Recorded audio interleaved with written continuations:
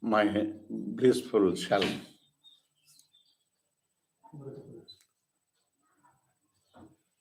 Today, let us know briefly about Sanyasa. So, what is Sanyasa? Sanyasa means giving up. Why we have to give up? And what we have to give up? So, we have to give up those who give us unhappiness.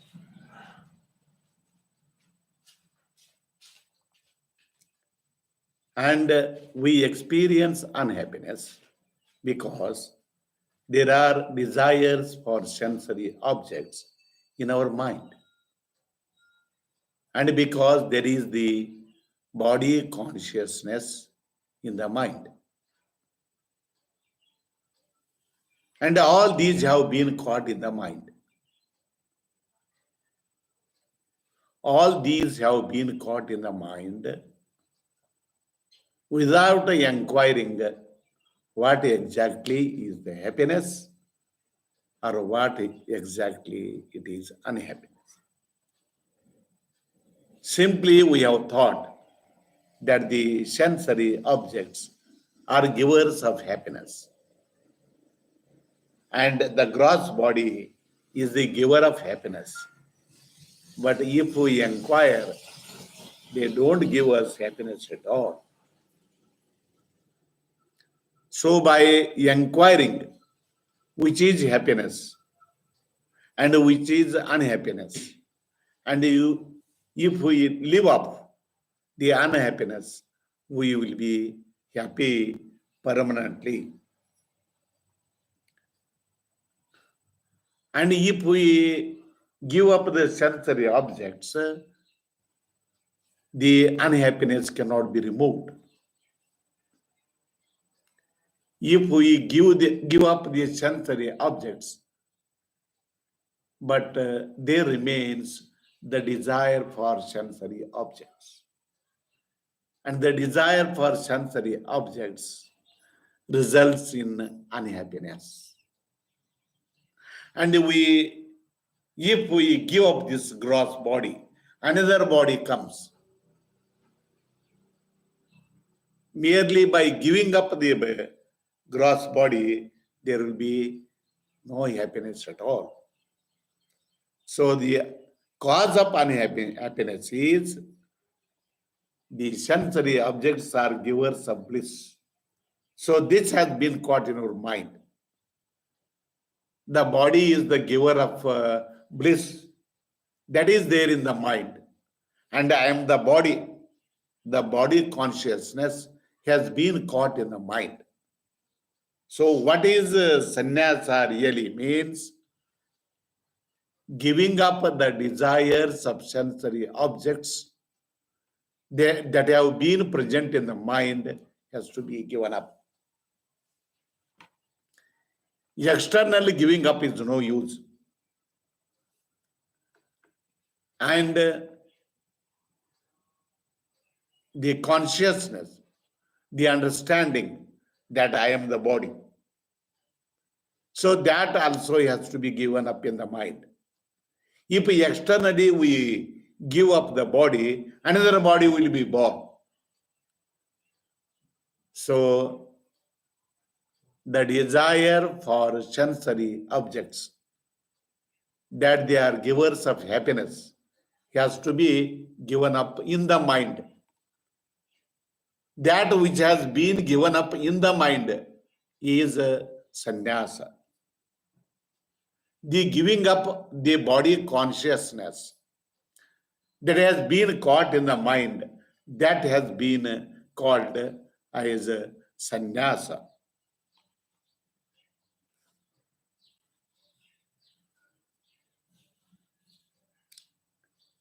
And if we give up the body consciousness and the desire for sensory objects, later there will be no rebirth at all. We will not at all be born. And there will be the permanent happiness. So as and when we will be enjoying the sensory objects, the desire to enjoy sensory objects increases.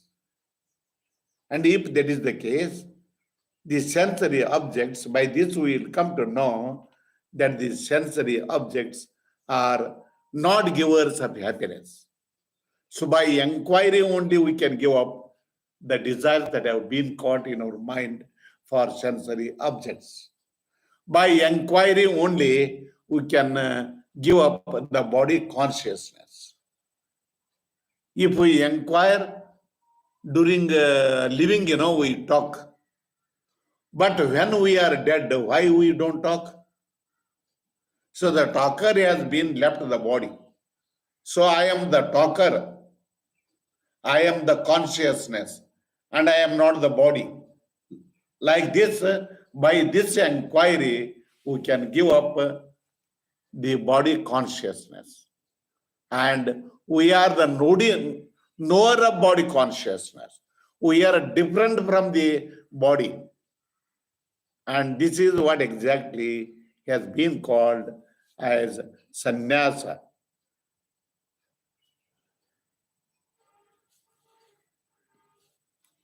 And if we give up the sensory objects of the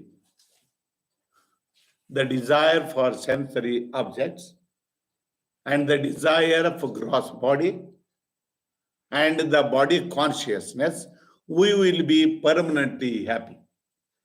And this type of sannyasa results in permanent happiness.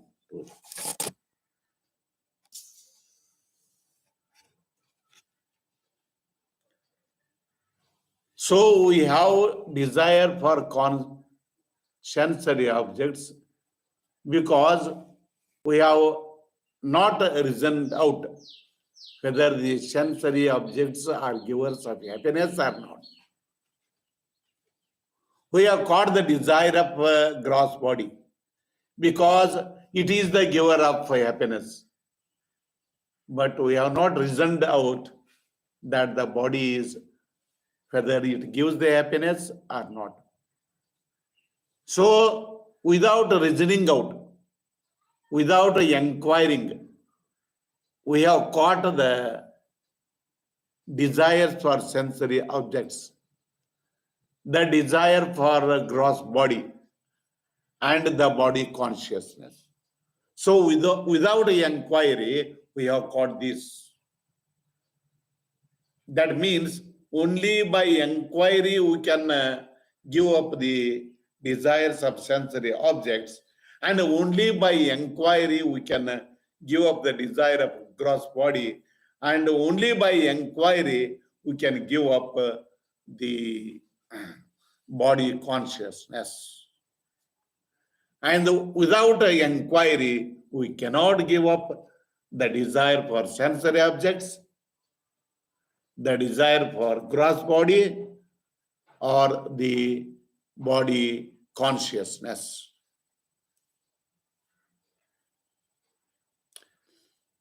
But the sensory objects are necessary for maintaining livelihood of the body. So we have to eat the food. Without eating food, we cannot live. So for maintaining the livelihood of the body, we have to have the sensory objects for maintenance of the body, not for thinking that they are the givers of happiness. And why we have to live? What is the purpose of life? We have to live because to be liberated, we have to be liberated from the rebirth, from the unhappiness. For that we have to live. Externally we have to have these. So many people marry, So what is the moral of the marriage? It is not for sense enjoyment. When the husband is sick, who will serve her? When the husband is sick, the wife can serve him. For that, there is the marriage. For mutual service, there is the marriage. And when the wife is sick, who will take care of her? The husband has to take care of her. So the marriage is for mutual service. The husband has to serve the wife, and the wife has to serve the husband. In youth, the husband can serve wife and wife can serve the husband. But when they become old, so they cannot walk, they cannot see, and the husband cannot serve the wife, and the wife cannot serve the husband, so they have to have children. And in old age, the children will be in a position to serve the parents. The parents have to serve the children in their childhood. And when the parents become old, the children have to serve their parents. For this, there is the marriage. Marriage is not for sense enjoyment. And the sense enjoyment doesn't result in happiness.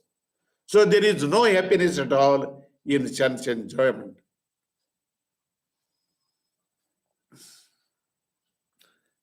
So if at all we have to live, there is the necessity of house. Because man cannot tolerate the coldness, the bright sunlight, and the wind like that. So we have to protect the body. For protection of body, so a house is necessary. And the cattle, we have to have milk so that our body will be healthy. So for the maintenance of livelihood of the body, there is a necessary of cattle, milk, curd, buttermilk, ghee, like that. So all these are necessary to maintain the livelihood of the body. But all these are not necessary to experience happiness.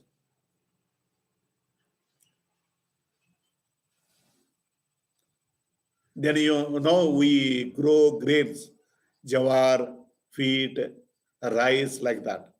So these are also necessary for maintaining the livelihood of the body. But they are not all necessary for happiness. So in this way, we have to understand what is happiness and what is unhappiness. So what exactly we have to do is have these externally. Externally, you do the activities like that. But internally, in your mind, you give up these. Have these externally. Do the activities externally, but in the mind, you have to give all these.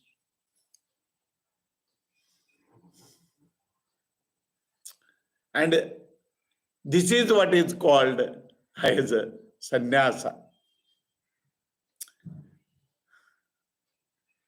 And to become a sannyasin, so there is no question of marriage. That is altogether a different matter. You may marry or you may not marry, but you can be a sannyasin. Because those who marry, they can give up the desire for sensory objects, the desire for the gross body, and they can give up the body consciousness. Whether married or unmarried, they can give up the desire for sensory objects, the desire for gross body, and they can give up the body consciousness. So like that, married or unmarried, they can become a sannyasin. They can become married or unmarried, can experience deep sleep. The married also can experience deep sleep because they have left by forgetfulness the desire for sensory objects, the desire for gross body, and the body consciousness by forgetfulness.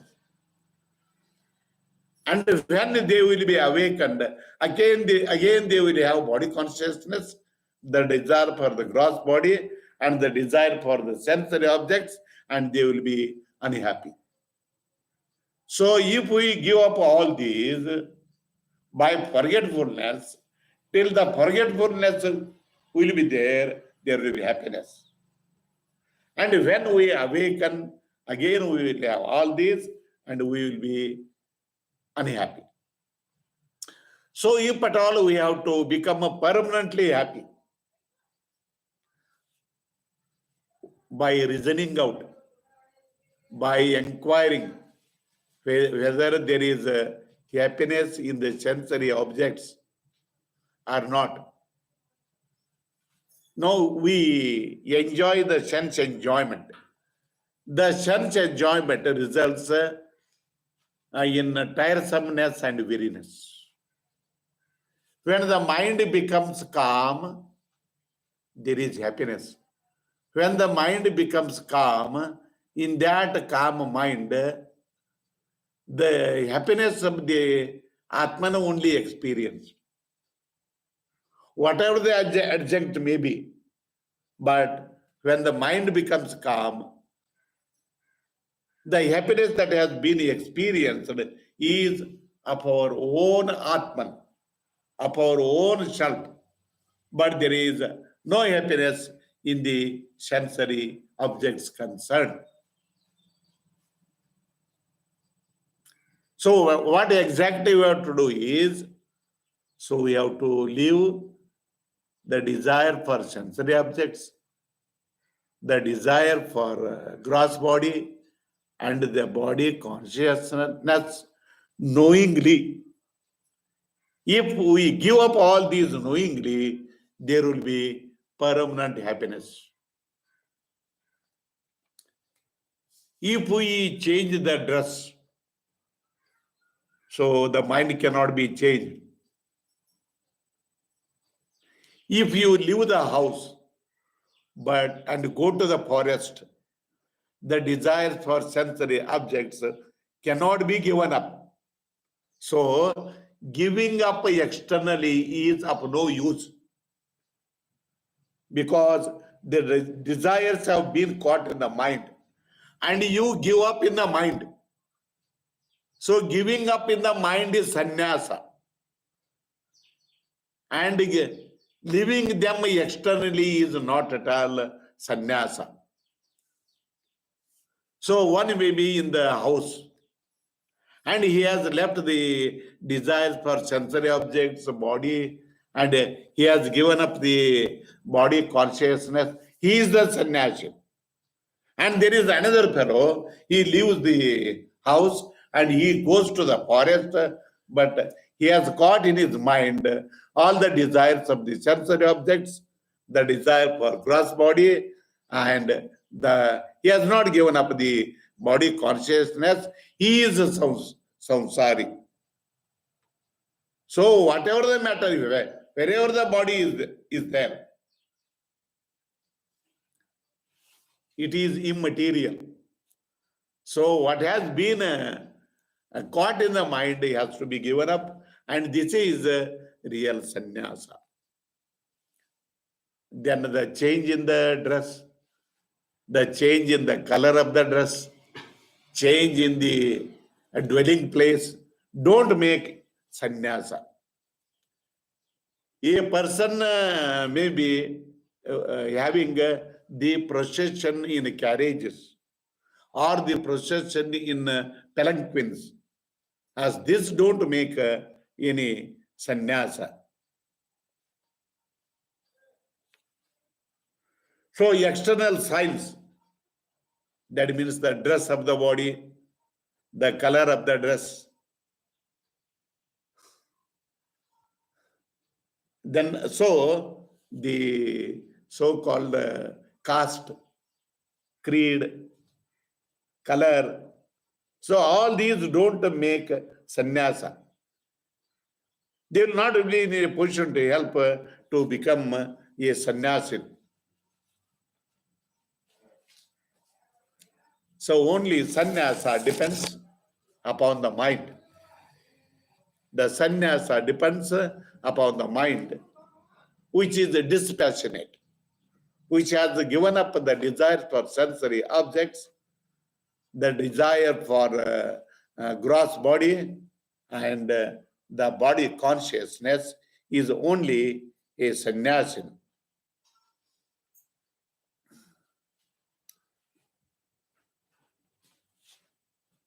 So that doesn't depend upon the dress. That doesn't depend upon what type of food he is enjoying or taking. It doesn't depend upon the caste, the climb, the sex.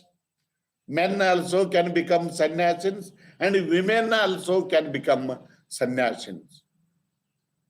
It doesn't depend upon the study of scriptures. Nothing of that sort. So the only thing that can make a particular person a sannyasin, that depends upon the giving up the desire of sensory objects, the desire of gross body, and giving up the body consciousness.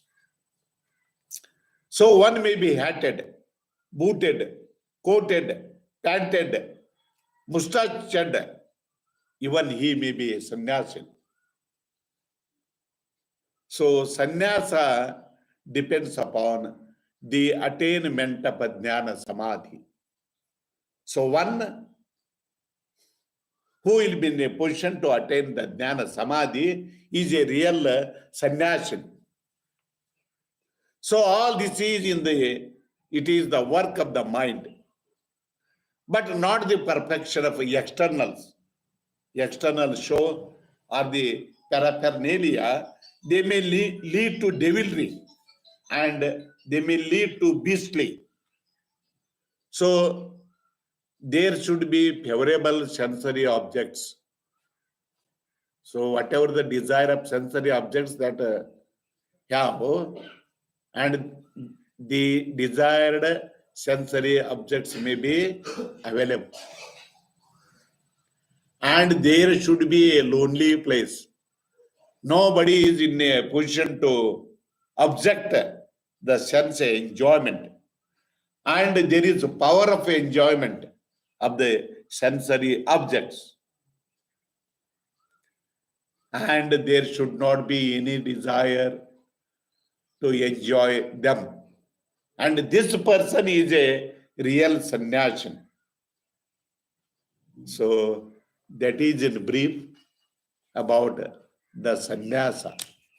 So the sannyasa doesn't depend upon the external conditions, external objects, but giving up the desire for sensory objects, giving up the desires of gross body, and giving up the body consciousness is only sannyasa.